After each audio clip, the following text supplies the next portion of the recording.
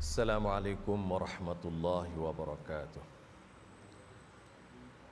Alhamdulillah nahmaduhu wa nasta'inuhu wa nastaghfiruh wa na'udzu billahi min shururi anfusina wa sayyiati a'malina. Man yahdihillah fala mudilla lahu wa man yudlil fala hadiya lahu.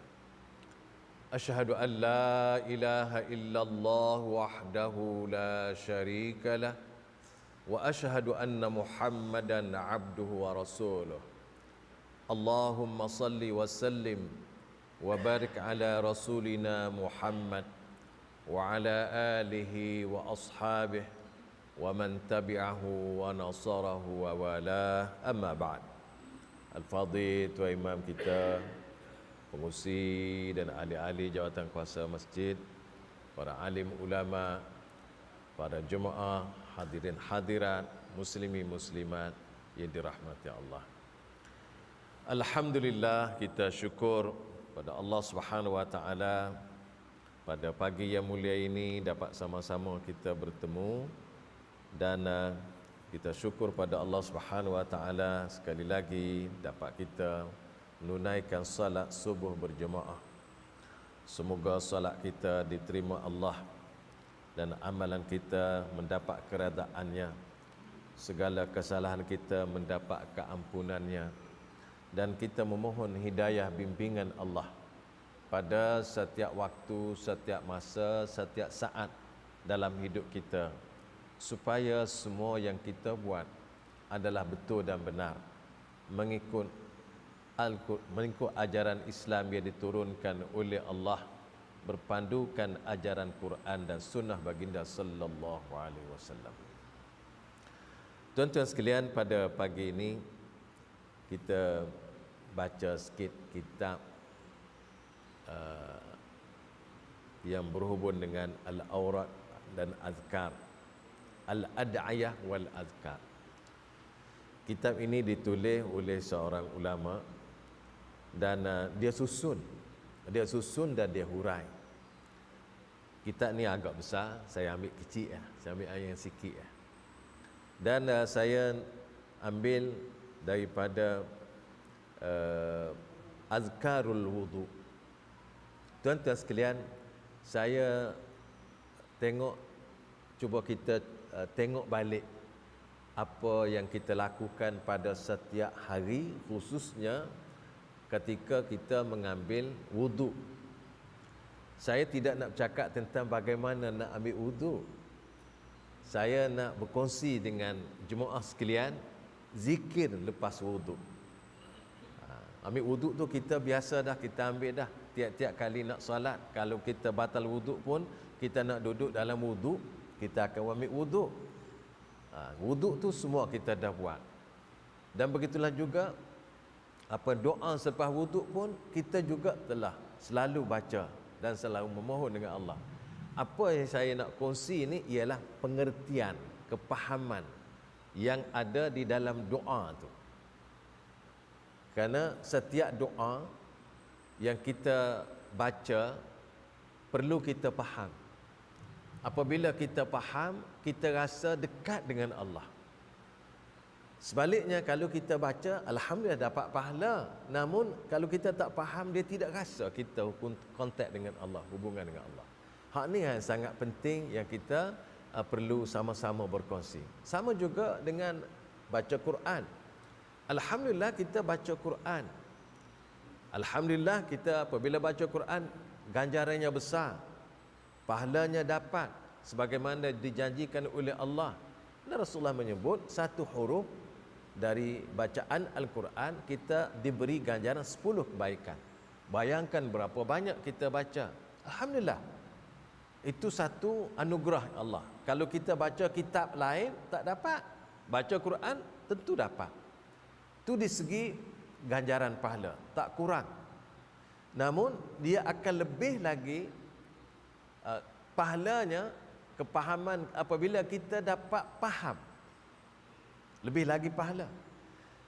Dan pahala itu akan bertambah lagi apabila kita amal. Bertambah lagi kerana dengan sebab kita amal. Dan selain daripada amal, kalau kita beritahu orang lain, dia bertambah lagi. Kalau kita sebar, dia bertambah lagi. Kalau kita ajak semua orang mengamalkan ajaran yang dibawa oleh Rasulullah dalam Quran dan Sunnah, makin banyak lagi. Kerana itu tuan-tuan, para ulama, para yang mengajar, walaupun dia telah berlalu pergi, tapi dia tinggalkan kesan.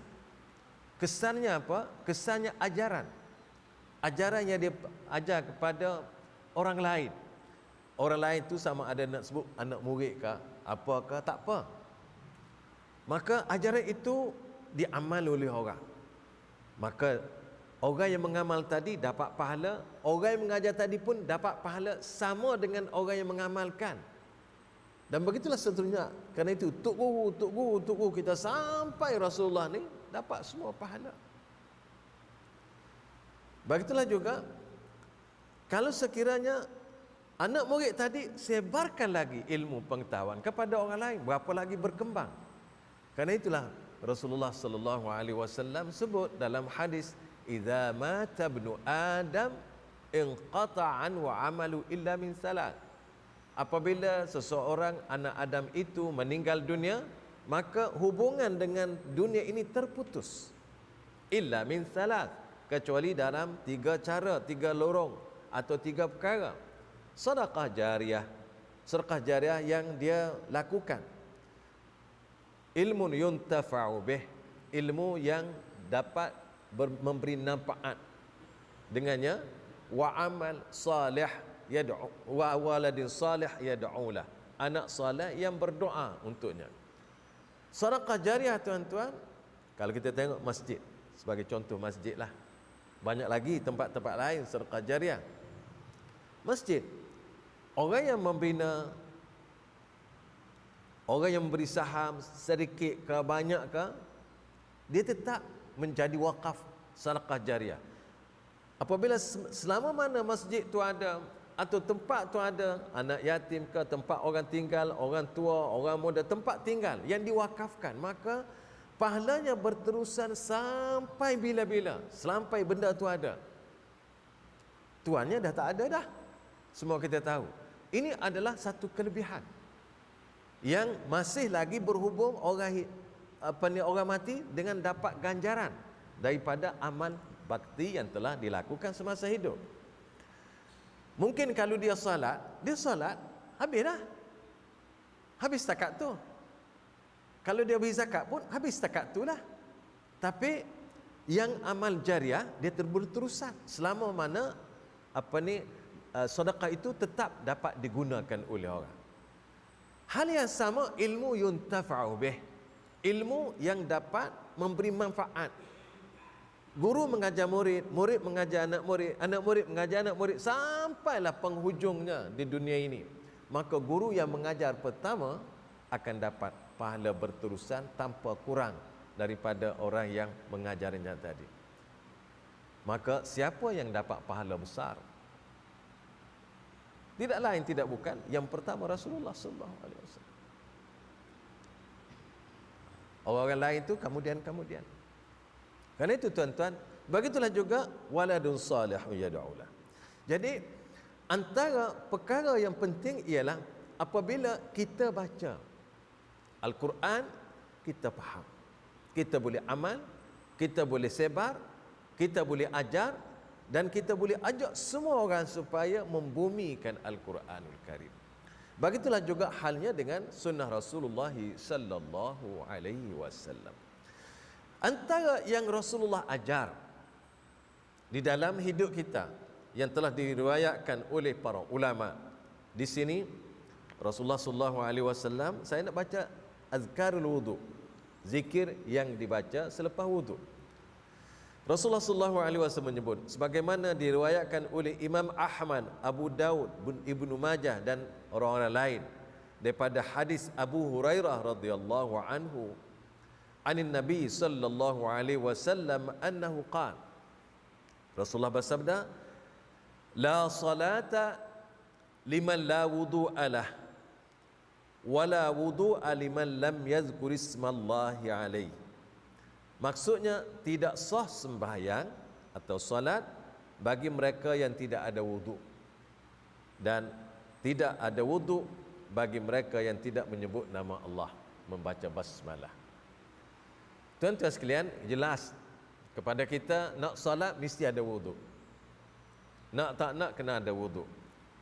Dan bahagian kedua ini Rasulullah sebut orang yang mengambil wuduk hendaklah membaca basmalah. Walau bagaimanapun di sini para ulama tidak bersependapat adakah baca basmalah itu satu yang wajib ataupun sunat, atau kalau tak baca sah tak sah. Maka para ulama tidak bersependapat di sini. Tapi ulama bersependapat mesti ada wuduk nak solat. Adapun baca basmalah, ada yang mengatakan ia satu yang wajib kerana Rasulullah kata demikian. Ada yang mengatakan ini adalah tidak wajib tapi digalakkan. Dan kalau sekiranya terlupa dan sebagainya, tidak menghalang dia wuduknya jadi. Walau bagaimanapun itu adalah suatu perkara yang Rasulullah kata baca, kita baca senang. Kalau terlupa itu masalah lain. Tuan-tuan sekalian, kerana itulah para ulama, jumhur ulama menyebut sah wuduk walaupun tidak sebut basmalah. Dan sebahagian ulama ahli ilmu berpendapat adalah menjadi satu kewajipan untuk menyebut basmalah. Tuan-tuan sekalian, kalau terlupa, Allah Subhanahu wa taala sebut, Rabbana la tu'akhizna in nasina aw akhtana. Ya Allah, jangan letak dosa kepada kami kalau kami terlupa atau kami salah. Kalau lupa salah ni tuan-tuan, mohon maaf dengan Allah Subhanahu wa taala. Kemudian tuan-tuan, apabila seorang itu mengambil wuduk, sebelum itu, orang mukmin tuan-tuan, Rasulullah sallallahu alaihi wasallam sebut, orang mukmin sebaik-baiknya adalah orang yang perlu menjaga wuduknya, sentiasa berada di dalam wuduk. Maksud wuduk ni, orang suci, tidak ada hadas besar maupun kecil. Wuduk, kerana itu Rasulullah sebut orang ambil wuduk mukanya bercahaya. Di akhirat dapat dikenal antara muka orang yang berwuduk dengan muka orang tidak berwuduk. Mukanya putih berseri, tangannya putih berseri, kepalanya begitu juga kaki putih berseri, bercahaya. Karena wuduk itu asalnya daripada perkataan cahaya, daw, cahaya. Mana orang yang salat mengambil wuduk, kok mana pun muka dia bercahaya dan berbeza daripada orang yang tidak salat ataupun mengambil wuduk.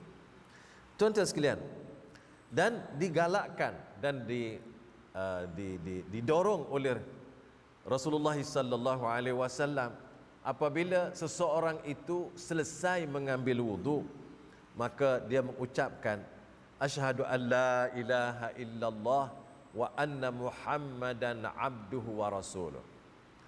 Karena ini sabit daripada hadis Rasulullah sallallahu alaihi wasallam sebagaimana diriwayatkan oleh Uqbah bin Amir radhiyallahu anhu, bila beliau berkata, kanat alaina riayatul ibil faja'at naubati farawahtuha bi'ashi ay radattuha ila makani rahatiha fi akhirin nahar fa adraktu Rasulullah sallallahu alaihi wasallam qa'iman yuhadditsun nas fa adraktu min qawlihi ma min muslim yatawadda fa yuhsinu wudu'ahu thumma yaqumu fa yusalli rak'atain muqbilun 'alaiha biqalbihi wa wajhihi illa wajabat lahul jannah. Qala faqultu ma ajwada hadhihi fa idza qailun baina yaday yaqul allati qablaha ajwad fa nazartu fa idza Umar radhiyallahu anhu qala inni ra'aituka hina ji'ta anifa qala ma minkum min ahadin yatawadda fayublighu aw fayusbighu alwudu'a thumma yaqul ashhadu an la ilaha illallah wa anna Muhammadan abduhu wa rasuluh illa putihat lahu abwabul jannah as-samaniyati yadkhulu min ayyiha syaa. Maksudnya tuan-tuan, Imam Muslim meriwayatkan hadis daripada Uqbah bin Amir radhiyallahu anhu. Uqbah kata, kami ni, kumpulan kami ada satu kumpulan. Kumpulan kami ini berpakat menjaga unta. Lalu datang giliran saya untuk menjaga unta. Dia pakat-pakat. Unta beberapa ekor seorang jaga. Dia buat giliran. Apabila sampai giliran saya dan saya selesaikan, saya letak semua unta tadi di tempatnya, maka saya pergi ke tempat Rasulullah sallallahu alaihi wasallam. Ketika saya pergi itu, saya tengok Rasulullah sedang bercakap, dan Rasulullah bercakap itu dalam keadaan Rasulullah berdiri. Dan aku sempat mendengar apa yang Rasulullah ucapkan. Apa Rasulullah ucap? Dia sempat dengar. Dia datang lewat. Rasulullah kata, bersabda, "Ma min muslim yatawadda." Mana-mana orang Islam yang berwudu atau mengambil wudu, fayuhsin wudu'ahu, lalu dia mengambil wudu dengan sebaiknya, ambil wudu dengan cantik. Summa yaqumu, kemudian fayusalli, kemudian dia pergi solat raka'atain, 2 rakaat. Lepas ambil wudu pergi solat 2 rakaat. Muqbilun 'alaiha biqalbihi wa wajhi, dia menghadapkan dengan solat tadi kepada Allah dengan hati dan mukanya. Illa wajabat lahul jannah, maka pasti dia akan dapat masuk syurga. Tuan-tuan, sembahyang sunat 2 rakaat. Selepas ambil wudu, ambil dengan baik, ambil dengan cantik, sempurna. Kemudian lepas ambil wudu, pergi solat 2 rakaat. Solat dengan penuh ikhlas, menghadapkan Allah dengan hati, jiwa, perasaan. Mukanya menghadap kepada Allah Subhanahu wa taala. Tengok tempat sujud. Kalau solat seperti itu dengan penuh hatinya, dengan mukanya menghadap pada Allah Subhanahu wa taala, maka pasti Rasulullah kata wajabat lahul jannah, pasti dia masuk ke syurga, diberi ganjaran syurga. Tuan-tuan, rupa-rupanya syurga ni itulah amalan antara lain yang Allah Subhanahu wa taala sediakan untuk orang yang tadi. Kemudian saya kata, faqultu ma ajwada hadhihi, Allah, bagusnya, gembiranya dia, ma ajwada. Orang Arab kata ma ajwada wa ma afdal, hebat, anugerah ni sangat besar, sebesar-besarnya surga. Fa idza qailun baina yaday yaqul, tiba-tiba ada orang di depan saya tu berkata, allati qablaha ajwad, sebelum kamu dengar ni lebih baik lagi daripada ni. Dia dengar tu lewat, dia dapat yang bahagian belakang dah. Tapi ada orang depan kata, orang yang datang awal, dia kata hak sebelum ni bagus lagi daripada ni. Tiba-tiba dia lihat orang yang berkata itu ialah Umar radhiyallahu anhu, Sayyidina Umar radhiyallahu anhu. Sayyidina Umar kata, qal inni ra'aituka hina ji'ta anifan, aku tengok engkau baru datangnya lewat ni. Kalau engkau datang dulu, engkau dengar yang lebih baik lagi. Tu tengok. Qal, kata Sayyidina Umar, dia dengar Rasulullah kata, ma minkum min ahad yatawadda fayublighu aw fayusbighul wudu thumma yaqul ashhadu an la ilaha illallah wa anna Muhammadan abduhu wa rasuluh illa putihat lahu abwabul jannati tsamaniyati yadkhulu min ayyiha syaa. Maksudnya dia kata, Rasulullah bersabda, Sayyidina Umar beritahu dia, mana-mana siapa-siapa saja di antara kamu mengambil wudu dan mengambil wuduk, menyempurnakan wuduk tadi dengan sebaiknya. Selepas itu dia menyebut, dia berkata, dia berdoa. Apa doanya? Asyhadu an la ilaha illallah wa anna Muhammadan abduhu wa rasuluh. Dia kata sebanyak tu ya. Asyhadu an la ilaha illallah wa anna Muhammadan abduhu wa rasuluh. Apabila dia kata dua kalimah ini, futihat lahu abwabul jannati tsamaniyati, dibuka semua pintu-pintu syurga, 88 pintu syurga dibuka semuanya. Yadkhulu min ayyiha sya', dia boleh pilih pintu mana yang dia nak ikuti, nak lalu, nak masuk. Tuan-tuan sekalian, kalau kita tengok daripada hadis yang diceritakan oleh Uqbah bin Amir ini, ada dua perkara besar yang kita boleh tengok. Yang pertama, orang yang mengambil wuduk. Orang yang mengambil wuduk, ambil wuduk dengan sempurna. Setelah ambil wuduk dengan sempurna, maka dia mengucapkan, berdoa, asyhadu an la ilaha illallah wa asyhadu anna Muhammadan abduhu wa rasuluh. Setakat tu je. Kalau baca setakat tu, 88 pintu syurga dibuka untuk dia. Apabila selepas berdoa tadi, dia pergi solat 2 rakaat,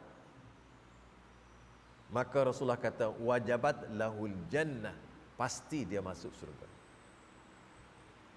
Karena itu tuan-tuan, Sayyidina Bilal bin Rabah, tak pernah dia kata, tak pernah dia ambil wuduk tak salat. Tak pernah dia ambil wuduk tak salat.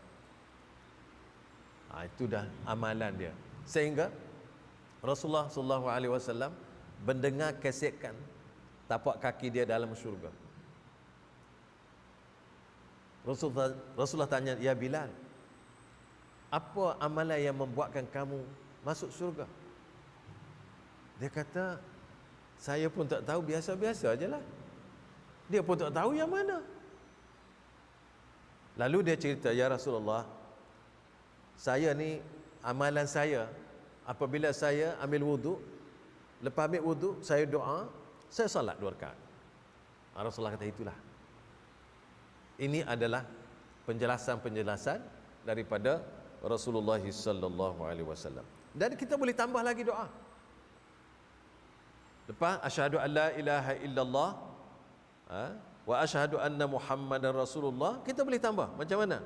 Allahumma ja'alni minat tawwabin waj'alni minal mutatahhirin. Boleh tambah, bukan tak boleh tambah. Boleh lagi nak tambah, subhanakallah wa bihamdika la ilaha illa ant astaghfiruka wa atubu ilaik. Boleh tambah lagi. Karena itulah tuan-tuan, kita ambil peluang-peluang ini dalam hidup kita. Dan kalau kita boleh jadikan dia sebagai amalan kita, sebagai amalan harian kita, setiap kita ambil wuduk, maka kita boleh amalkan ini. Mudah-mudahan kita dapat ganjaran yang sangat besar. Tuan-tuan sekalian, kita pergi lagi, kita tengok apa yang menyebabkan besar sangat doa ni. Doa mana? Doa yang kita baca.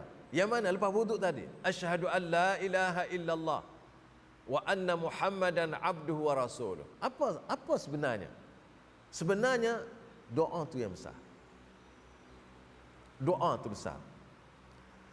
Karena itu tuan-tuan, kita tengok di sini. Dalam doa tadi ada syahadah.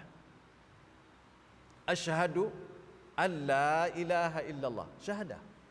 Wa anna Muhammadan abduhu wa rasuluh, syahadah, iaitu 2 kalimah syahadah.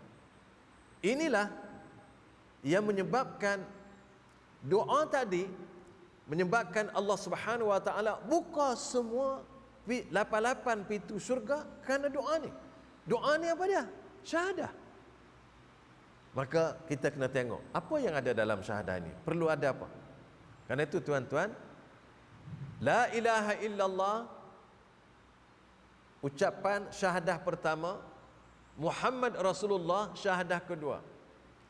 Untuk memastikan syahadah pertama dan kedua ini betul-betul dapat sebagaimana yang telah disebut oleh Rasulullah SAW, dibuka pintu syurga 88 tadi, maka tuan-tuan kita perlu lihat apa dia syarat-syarat la ilaha illallah, syarat-syarat Muhammadur Rasulullah, supaya pahaman kita, amalan kita dia jadi kuat, kukuh dan sempurna.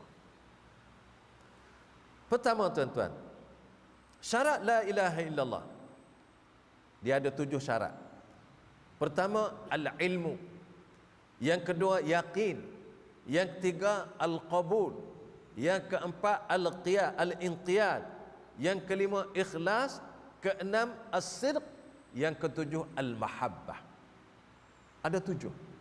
Dan pada sebahagian ulama tambah 8, iaitu al-kufru, kufur dengan apa yang bertentangan dengan Allah, jangan terima selain daripada apa yang dibawa oleh Allah Subhanahu wa taala.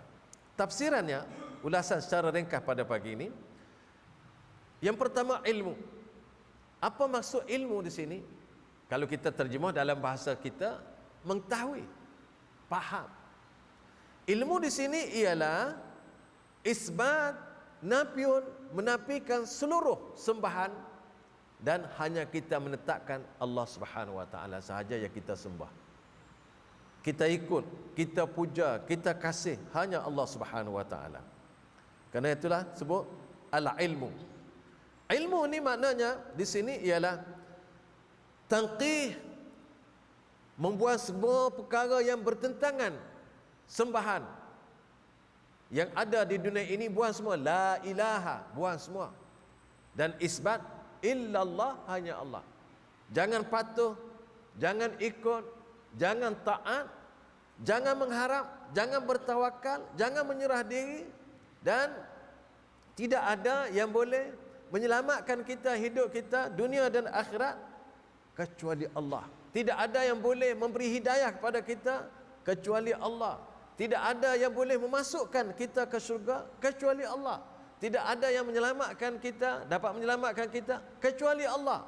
Tidak ada yang boleh menentukan hidup kita kecuali Allah. Dan kita tidak boleh mengikut siapapun kecuali taat patuh kepada Allah dan Rasul. Itu makna la ilaha illallah.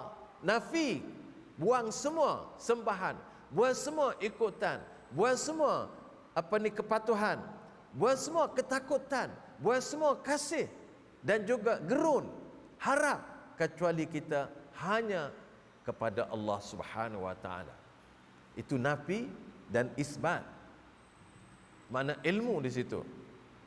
Karena itulah syahadah ini, la ilaha illallah, ialah kita menyatakan tidak ada Tuhan yang berhak disembah dengan sebenar-benar melainkan Allah. Karena itu kita perlu memahami dengan sepaham-pahamnya supaya ucapan kita ada maksud, ada makna, kita faham. Kalau sebut saja tidak faham, tidak menepati apa yang dikehendaki oleh Allah Subhanahu wa taala. Satu. Yang kedua yakin. Yakin sungguh-sungguh di dalam hati bahawa Allah sahaja yang berhak disembah. Yang lain tidak boleh disembah, tak boleh diikut. Yakin dengan sungguh-sungguh. Karena itulah kalau orang berkata la ilaha illallah tak faham, tak yakin, tidak beri kesan yang baik dalam hidupnya, malah tidak bermanfaat pun. Jadi kena yakin dengan apa yang disebut. Karena itulah orang mukminin mereka yakin innamal mu'minuna allazina amanu billahi wa rasulihi thumma lam yartabu. Orang sesungguhnya orang mukminin itu ialah orang yang beriman dengan Allah Subhanahu wa taala, kemudian mereka tidak ragu. Tidak ragu. Thumma lam yartabu. Tuan-tuan sekalian, ragu adalah perkara yang bertentangan dengan ajaran Islam. Thumma lam yartabu. Tidak ragu, tidak syak dan tidak ragu. Dan kalau orang ragu, dia akan tergolong di kalangan orang-orang yang nifak. Karena itu Rasulullah sallallahu alaihi wasallam menyebut, kepada Abu Hurairah radhiyallahu anhu, dia kata, man laqita wara'a hadzal ha'id yashhadu an la ilaha illallah mustayqinan qalbuhu fabashshirhu bil jannah. Mana-mana orang yang engkau jumpa di belakang pagar ini, yang dia bersyahadah la ilaha illallah dengan penuh iman, maka berilah tahu kepada dia khabar gembira, iaitu fabashshiru bil jannah, iaitu khabarnya dia akan masuk dengan syurga. Fabashshiru bil jannah. Hadis sahih. Karena itu siapa yang tidak yakin dengan la ilaha illallah tidak dapat masuk ke syurga. Yakin. Karena itulah hadis yang kita selalu dengar para ustaz kita, asatizah kita sebut, man kana akhiru kalami la ilaha illallah dakhalal jannah. Siapa yang ucapan terakhirnya sebelum wafat atau sebelum mati la ilaha illallah, pasti dia masuk surga. Kena yakin. Kata yakin tak ada makna. Kena yakin. Karena itu tuan-tuan, yakin adalah syarat kedua. Yang ketiga, al-qabul, terima. Terima dengan sepenuh-penuhnya Allah Subhanahu wa taala sebagai Tuhan kita. Kita nak letakkan dia dalam hidup kita sebagai yang kita patuhi. Karena itulah Rasulullah sallallahu alaihi wasallam sebut, sesiapa yang berkata di waktu pagi, raditu billahi rabba wa bil islami dina wa bi muhammadin nabiyya, 3 kali. Raditu billahi rabba, aku rada Allah sebagai Tuhanku, Islam sebagai agamaku, Nabi Muhammad sebagai nabiku, maka Rasulullah kata, aku akan pimpin tangannya masuk ke surga. Qabul, terima. Orang yang tak terima, Allah Subhanahu wa taala tidak akan memberi janji tadi. Terima dengan betul-betul, terima dengan sepenuhnya. Karena itulah Allah Subhanahu wa taala sebut, mana-mana orang yang berkata la ilaha illallah tapi tidak terima dengan sepenuhnya apa yang dititahkan oleh Allah, apa yang disampaikan oleh Rasulullah, belum tentu dia dapat janji Rasulullah sallallahu alaihi wasallam masuk surga. Yang keempat, al-inqiyad. Inqiyad ni patuh. Qabul, terima, patuh. Patuh ni buat apa yang disuruh. Kepatuhan ini sangat besar, diletakkan sebagai syarat oleh para ulama.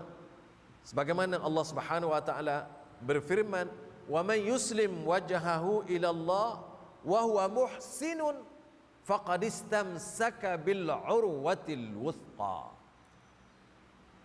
Wa man yuslim wajhahu ila Allah, sesiapa yang menyerahkan mukanya, kehidupannya kepada Allah, faqad istamsaka bil urwatil wuthqa, sebenarnya dia telah berpegang dengan al-urwah al-wuthqa. Al-urwatul wuthqa maksudnya kalimah syahadah la ilaha illallah. Orang menyerah hidupnya, terima hidupnya dengan Allah Subhanahu wa taala dengan sepenuhnya, terima dengan sepenuhnya, patuh dengan sepatut-patutnya, maka orang itu telah sebenarnya dia berpegang dengan kalimah la ilaha illallah, iaitu al-urwatul wuthqa. Kalimah tuan-tuan,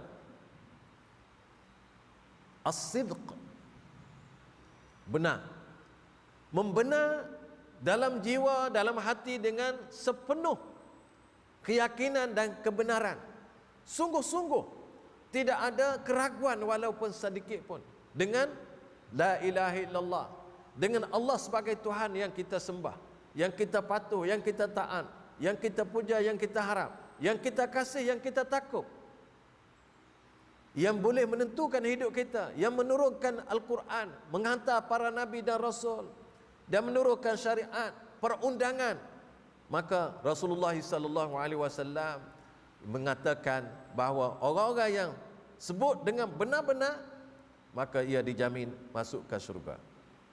Dalam hubungan ini, Rasulullah, Allah Subhanahu wa taala sebut dalilnya, wa minan nasi man yaqulu amanna billahi wa bil yaumil akhir wa ma hum bimu'minin yukhadi'una Allah wal ladzina amanu.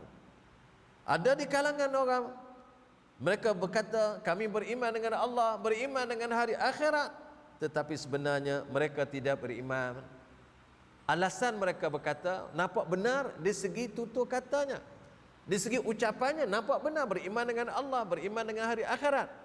Wa ma hum bimu'minin, sebenarnya mereka tak beriman. Kenapa mereka tak beriman? Karena mereka ucapan yang tidak benar. Wa ma hum bimu'minin. Tujuan apa mereka berkata yukhadi'una Allah walladzina amanu? Mereka ingin menipu Allah dan orang-orang mukmin. Tuan-tuan sekalian, setelah syarat yang keenam ialah ikhlas. Ikhlas ini semua kita tahu tuan-tuan, ialah kita ucapan la ilaha illallah dengan penuh ikhlas. Setelah kita faham, yakin, qabul, terima, patuh, tunduk, kita sebut dengan ikhlas. Tidak ada apa-apa tujuan selain daripada mendapat keredaan Allah. Tidak ada apa-apa tujuan dunia, riak, kedudukan, pangkat dan sebagainya. Maka setiap orang yang melakukan, hendaklah lakukan dengan keikhlasan tadi, baru amalan dia diterima oleh Allah Subhanahu wa taala. Tuan-tuan sekalian, ikhlas adalah suatu perkara yang susah. Suatu perkara yang susah. Kadang-kadang dalam hidup kita nak ikhlas, datang riak, datang sum'ah, datang ujub dan berbagai lagi. Karena itu Rasulullah SAW mengajar kita supaya kita berdoa memohon dengan Allah agar amalan kita tidak ada syirk, terutamanya syirik kecil, as-syirkul asghar, syirik kecil yang dia lebih kecil, lebih halus, lebih susah, bagaikan semut hitam berada di malam yang gelap, di tempat yang gelap, dalam batu yang pejal. Bagaimana kita nak tengok? Suka nak tengok tuan-tuan. Begitulah juga syirik al-khafi, syirik kecil. Dia sangat halus yang boleh menyebabkan amalan kita rusak. Maka Rasulullah SAW mengajar kepada kita, Allahumma inni a'udzubika an usyrika bika syai'an na'lamu wa astaghfiruka lima la a'lamu. Ya Allah, aku minta berlindung denganmu ya Allah daripada syirik yang ku tahu, dan aku minta berlindung denganmu ya Allah, dengan engkau ya Allah, daripada syirik yang aku tidak tahu. Kenapa tuan-tuan? Karena Rasulullah SAW menyebut dalam hadis yang sahih daripada Utban, baginda sabda, fa inna Allah harrama 'alan nar man qala la ilaha illallah yabtaghi bizalika wajh. Allah Subhanahu wa taala, Rasulullah sebut, mengharamkan neraka kepada orang yang menyebut la ilaha illallah. Dia sebut la ilaha illallah semata-mata untuk mencari keredaan Allah Subhanahu wa taala. Maka orang itu diberi jaminan oleh Rasulullah sallallahu alaihi wasallam tidak akan masuk ke neraka. Haramallahu alaihi nar. Allah Subhanahu wa taala mengharamkan neraka menjamah kulitnya. Tuan-tuan sekalian, selepas itu yang terakhir ialah al-mahabbah, sayang. Mahabbah, sayang sungguh kepada la ilaha illallah, sayang kepada Allah dengan sepenuh-penuh sayang. Karena itulah tuan-tuan, kasih sayang ini adalah ibadah. Kasih sayang adalah aqidah. Karena itulah Allah Subhanahu wa taala menyebut, wa minan nas man yattakhidha min dunillahi andada yuhibbunahum ka hubbillah walladzina amanu ashaddu hubban lillah. Ada di kalangan manusia mengambil selain daripada Allah Tuhan-Tuhan selain daripada Allah, mereka mengasihi sekutu-sekutu tadi sama dengan mereka mengasihi Allah. Dan orang-orang mukmin mereka lebih kasih kepada Allah Subhanahu wa taala. Jadi kita sebagai orang Islam, kita perlu mengasihi Allah Subhanahu wa taala lebih daripada segala-galanya. Dan itulah baru betul. Tuan-tuan sekalian, ini adalah 7 syarat yang perlu ada di dalam ucapan kita asyhadu alla ilaha illallah. Tuan-tuan, mungkin kita kata, saya tak sempat nak hafal. Panjang sangat 7 perkara, tak sempat nak hafal.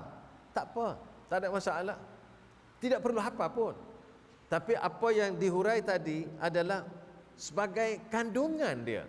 Biar kita tahu, biar kita yakin, biar kita terima, biar kita membenar, biar kita patuh, biar kita sayang, biar kita ikhlas, cukup. Walaupun tak bilang satu-satu tak apa. Cuma kalau nak bilang, bagus. Tak bilang pun tak apa. Dan ramai orang tak bilang pun, tak hitung pun. Tapi biar ada benda tu.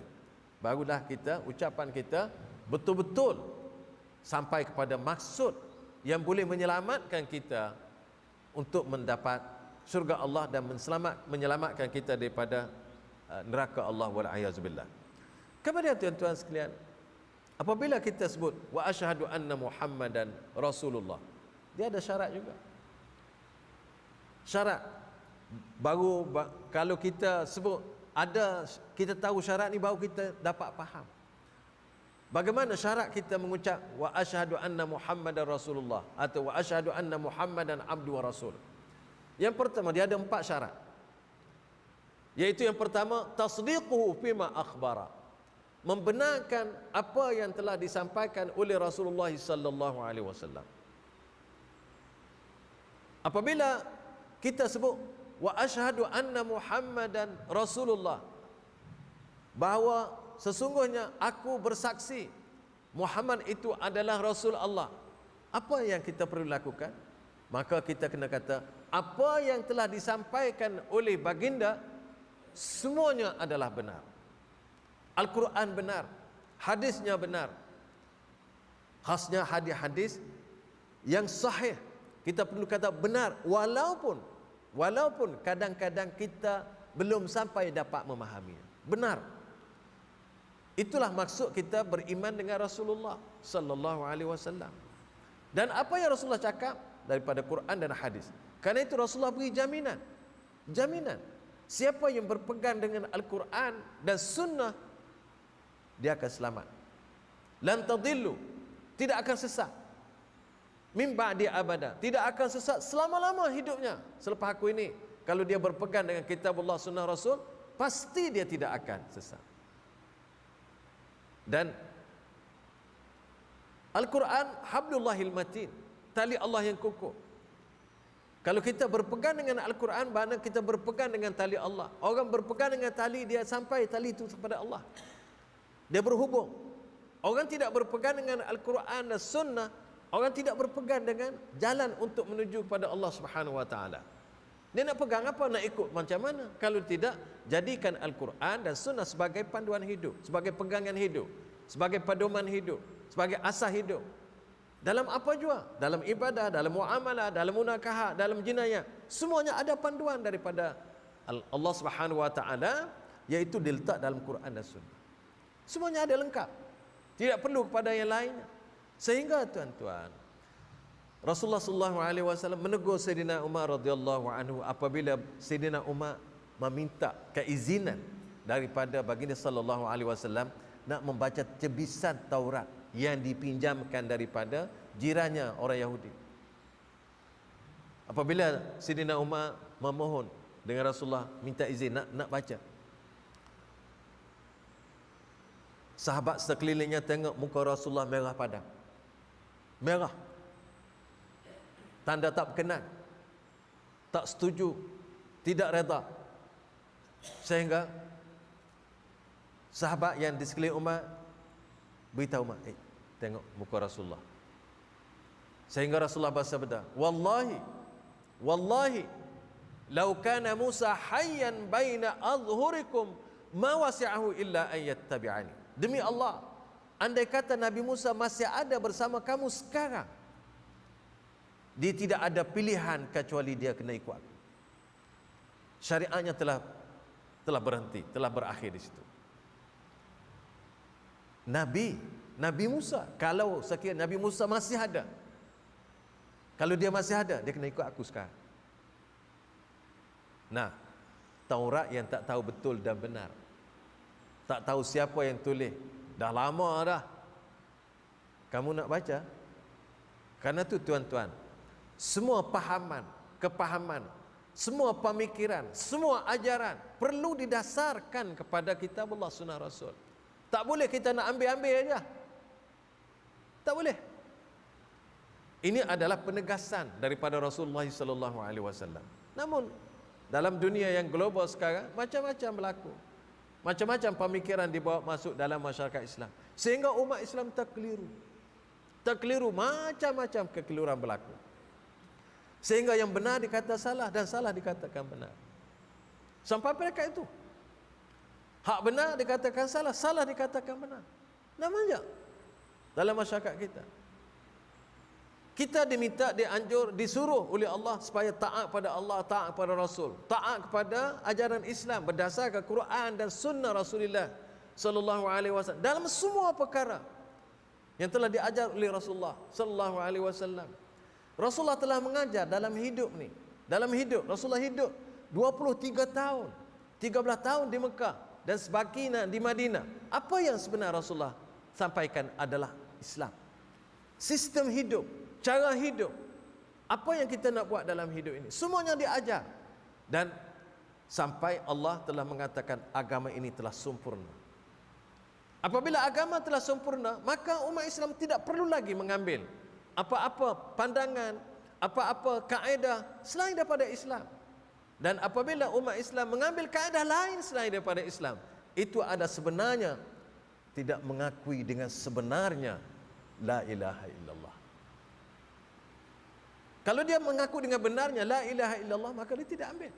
Dan dia tidak mengaku dengan sebenarnya atau tidak memahami dengan sebenarnya apakah maksud Muhammadur Rasulullah, yaitu kena membenarkan apa yang telah disampaikan oleh Rasulullah sallallahu alaihi wasallam dan menolak yang lain-lain. Itu baru betul kita mengucap dua kalimah syahadah. Tasdiquhu fima akhbar. Kalau apa yang telah dibawa oleh Rasulullah sallallahu alaihi wasallam jelas dan terang, tiba-tiba pergi ambil lagi sumber-sumber yang lain, malah sumber lain tadi bertentangan dengan ajaran Islam, sebenarnya kita kena cek balik kepahaman kita tentang mengucap la ilaha illallah Muhammad Rasulullah. Syarat pertama at-tasdiq bima akhbar Rasul sallallahu alaihi wasallam. Syarat yang kedua, ta'atu fima amar. Taat kepada baginda sallallahu alaihi wasallam terhadap apa yang diperintah oleh baginda. Taat betul. Apabila Islam memerintahkan kita, kita buat, kita lakukan mengikut keupayaan yang ada pada kita. Apa-apa saja yang diperintahkan. Karena itulah para sahabat ridwanullah alaihim ajmain tahu satu perkara, bergegas buat mengikut kemampuan mereka. Dan begitulah juga syarat yang ketiga, wajtinab ma naha anhu wa zajar. Jauhi apa yang ditegah dan dilarang oleh baginda sallallahu alaihi wasallam. Kalau sekiranya buat yang disuruh tapi yang dilarang tidak juga ditinggalkan, belum sempurna ucapan kepahaman kita terhadap Muhammadur Rasulullah. Dan yang terakhir ialah alla yu'badallah illa bima syara'. Tidak boleh sekali-kali melakukan ibadat kepada Allah kecuali mengikut syariat yang dibawa oleh baginda sallallahu alaihi wasallam. Tak boleh nak reka di dalam ibadah. Tak boleh nak buat pandai-pandai kita. Allah Subhanahu wa taala tidak akan terima, Rasulullah pun tidak akan terima. Tidak memperakui amalan yang Allah tidak syariat, yang Rasulullah tidak bawa, yang Rasulullah tidak ajar. Karena itulah Rasulullah sallallahu alaihi wasallam menyebut, man ahdatsa fi amrina hadza ma laisa minhu fa huwa raddun. Siapa yang membawa satu amalan baru yang kami tidak pernah bawa dalam ibadah ini, maka amalan itu ditolak. Tuan-tuan, kalau di dunia ini kita ditolak, mungkin boleh buat yang permohonan baru. Kalau ditolak di akhirat, dunia dah tak ada, nak kembali pun tak boleh, nak melakukan semula pun tak dapat, apalagi nak qada amalan-amalan dulu, tak boleh dah. Karena itulah kita lihat Allah Subhanahu wa taala memberitahu kepada kita sebagai umat Muhammad sallallahu alaihi wasallam, sebagai hamba Allah sebelumnya, sebagai hamba Allah, ada orang merintih, ada orang merayu, Rabbirji'un, ya Allah, tolong kembalikan aku hidup lagi. la'alli a'malu salihan fima tarak, agar atau supaya aku dapat melakukan amal soleh apa yang tak sempat aku lakukan. Ini satu penyesalan sebenarnya. Satu penyesalan yang dirakamkan oleh Allah Subhanahu wa taala di dalam Al-Quran. Supaya kita semua beringat, jangan kita sampai kepada tahap itu untuk membetulkan kehidupan kita. Tuan-tuan sekalian, jadi kita kembali kepada doa wuduk tadi. Doa wuduk tadi, asyhadu an la ilaha illallah. Kalau nak tambah, asyhadu an la ilaha illallah wahdahu la syarikalah wa asyhadu anna Muhammadan abduhu wa rasuluh. Allahumma ja'alni minat tawwabin waj'alni minal mutatahhirin. Kalau nak tambah lagi, subhanakallahumma wa bihamdika la ilaha illa ant astaghfiruka wa atubu ilaik. Ini adalah doa yang sangat besar. Yang paling besar dalam doa tadi ialah mengandungi syahadatan. Dan syahadatan, dua kalimah syahadah itulah yang telah menyebabkan Rasulullah kata orang yang berdoa tadi dibuka kepadanya 88 pintu syurga, dan apabila pintu syurga dibuka untuk seseorang itu atau untuk kita, maka kita adalah ahlinya. Kita doa begitu tuan-tuan. Kita doa kita adalah orang-orangnya, termasuk orang-orang yang diberi peluang itu oleh Allah Subhanahu wa taala. Dan kalau kita pergi solat 2 rakaat, dikatakan nak kata solat 2 rakaat, solat lepas wuduk, maka Rasulullah jamin akan dapat masuk syurga. Alhamdulillah. Tuan-tuan sekalian, itulah perkongsian kita pada pagi ini, iaitu sedikit berhubung dengan memahami doa lepas mengambil wudu yang baik daripada Allah Subhanahu wa taala. Ada kekurangan, kelemahan, kekhilafan, itu adalah daripada kelemahan saya. Aqulu qauli hadza wa sallallahu ala Muhammad wa ala alihi wa sahbihi wa baraka wa sallam. Wassalamu alaikum warahmatullahi wabarakatuh.